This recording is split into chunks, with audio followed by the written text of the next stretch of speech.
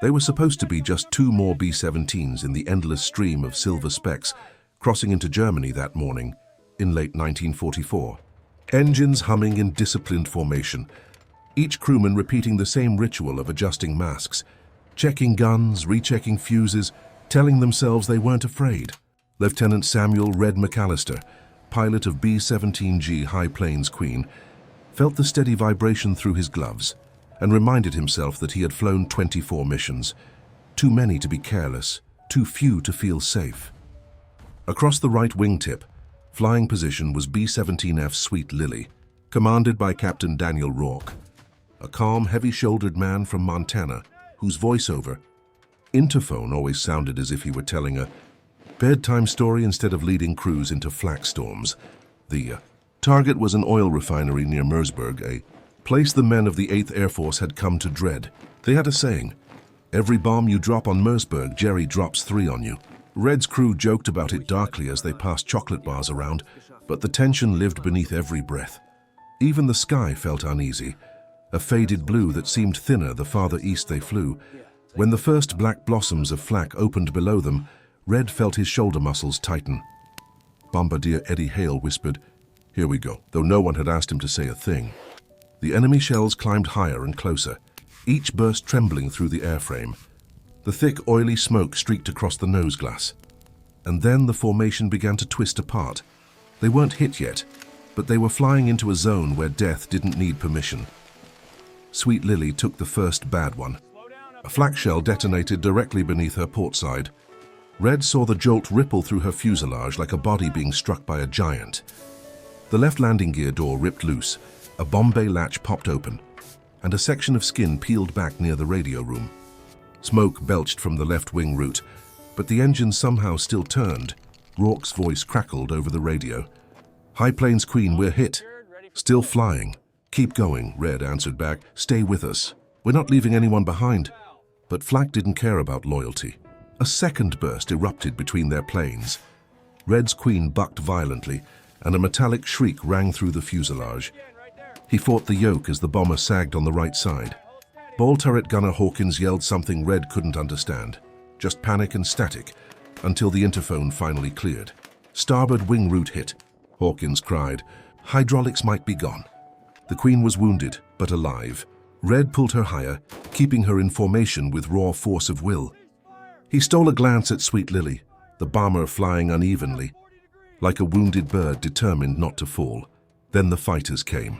A swarm of Bf-109s dove from out of the sun, slicing into the formation with terrifying precision. Tracers stitched across the sky like angry needles. Red's gunners opened fire, the fortress vibrating under the heavy hammering of 50-caliber machine guns. Hwant-9 flashed beneath their belly and climbed toward Sweet Lily. The German ace released a burst that shredded the F-model's vertical stabilizer, punching holes large enough to see daylight through. Somehow Rourke's bomber didn't break apart, but it slowed, losing altitude in a widening spiral.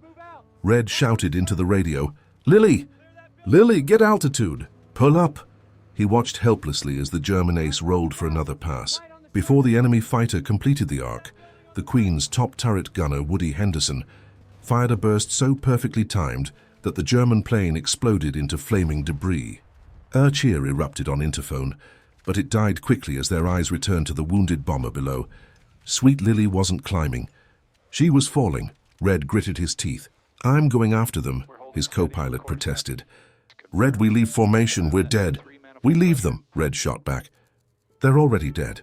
He eased the yoke forward, letting the Queen drop through the formation, slipping between bomb groups, engines howling as they descended. The bombing run was still ahead, but Red no longer cared.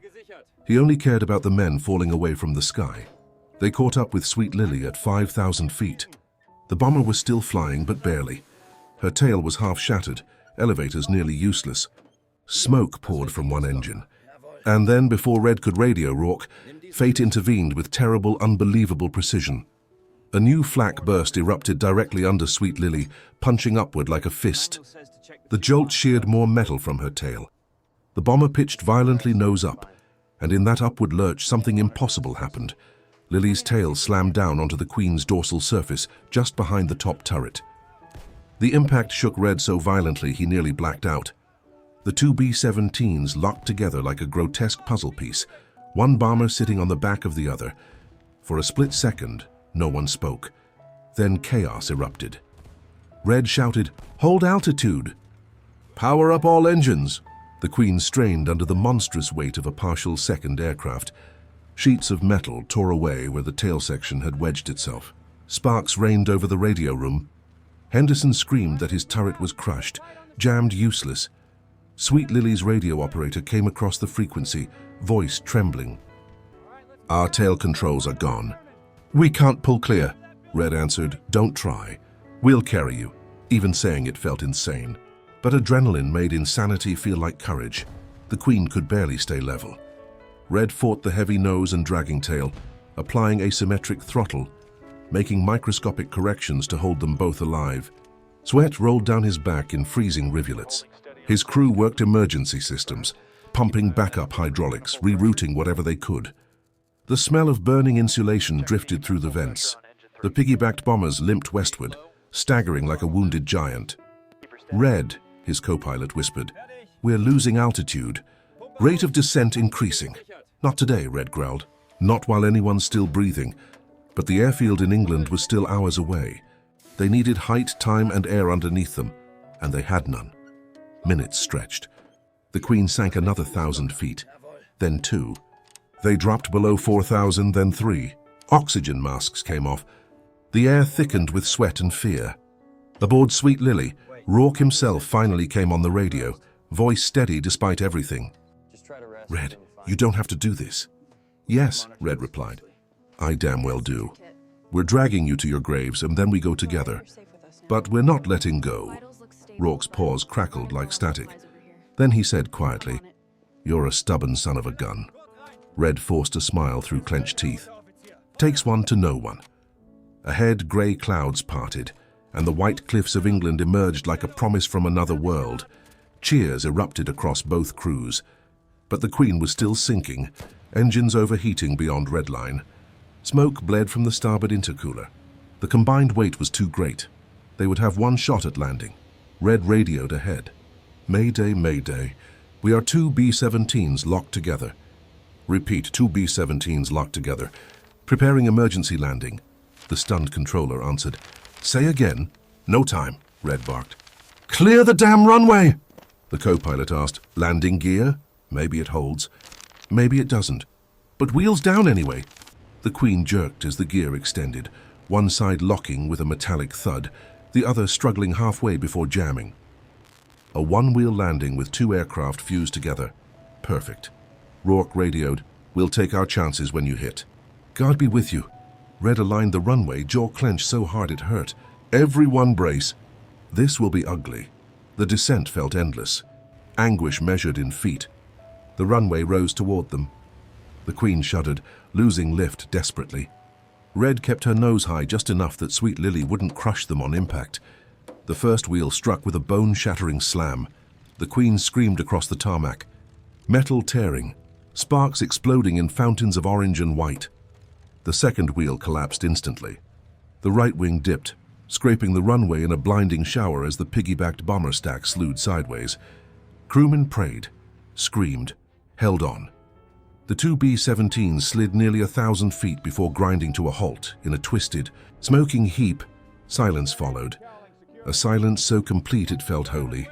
Then one by one hatches opened. Men climbed out, stumbling into daylight, legs shaking, eyes wide with disbelief. Fire crews rushed in, dragging hoses and extinguishers. Mechanics froze, unable to comprehend what they were seeing. Two flying fortresses stacked together like some nightmare sculpture, but with crews climbing out alive. Rourke and Red met on the runway, both covered in sweat and soot. Rourke laughed breathlessly. "Red, you crazy bastard," Red breathed back. "Told you." Nobody gets left behind. The story would pass through the airfields like wildfire, then through the entire 8th Air Force, then across decades, two broken fortresses tied together by fate and stubborn courage, refusing to die. For the men who lived it, it was simpler. They were just Americans who decided that even in the worst sky of the worst war, they would not let go of each other. And somehow, Impossibly. They made it home,